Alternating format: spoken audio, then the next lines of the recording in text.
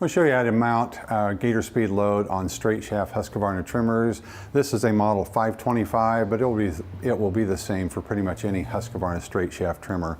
I use an Allen wrench as my locking pin. On the top of the gearbox there's a hole, so you just insert that into where it locks. And this is a straight shaft, so it's left-hand thread, which means you turn it clockwise to remove. Once the head is removed, remember that there is an adapter plate on the bottom, and the adapter plate can fall off, so just be careful that you don't lose that. You do need that. Because as you can see, there are the splines on the shaft, and we will need to cover those splines with a spacer so that the head will mount up directly to it. The spacer has a 25mm recess on one side, slightly smaller on the other, but you use the 25 and it fits very tightly or snugly against it.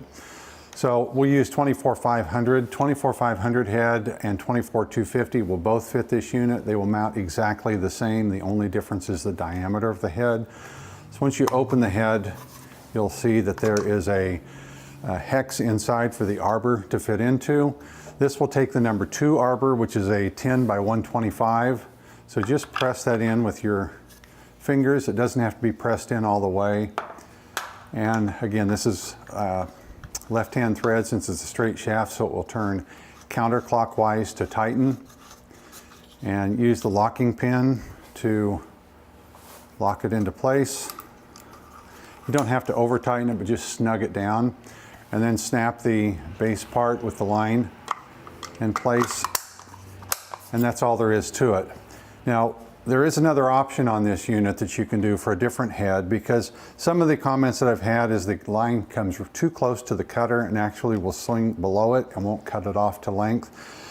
We found that when you're in grass and you're tapping it in grass, it will actually deflect it up into the cutter. But we have had enough concern that I want to show you another option. So I'm going to remove 24-550 from this unit. And we have a couple of other options. There is a 24-275 and a 24-550. And the difference on those, on the base of the heads, as you can see, there's a 25mm recess. That 25mm recess will fit directly onto the base here. So I'll open that. And when you look inside, you'll see there is no hex on this one. It's just a round surface area.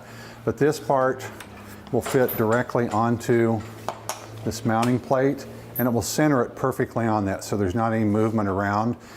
Within the hardware pack, there is a stack of washers, and there are 2 16mm washers. There's a 12, a 10, and an 8, and then a reducer spacer that comes with this. For this, we'll start with the 2 16mm washers, and we use those 16mm washers just as a spacer, so that it spaces out on that spline that I showed to you.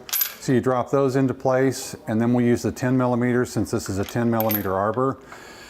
Now with this you will need a nut, and it's a 10 by 125 nut, left-hand thread. This does not come with the head. It is available from Oregon as part number 24-010, or if you have a brush cutter blade on this that uses a nut, you can use that nut as well. Husqvarna has these available. You can get them other places, but Oregon does have it available.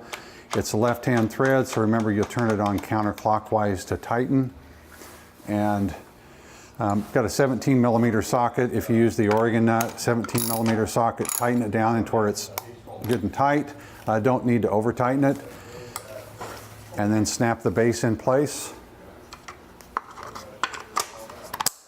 And that's it. And you'll notice with this, because that spacer is not on there, the head is moved further up onto the trimmer, so the line is right in the center part of that cutter. So it gives a better appearance here.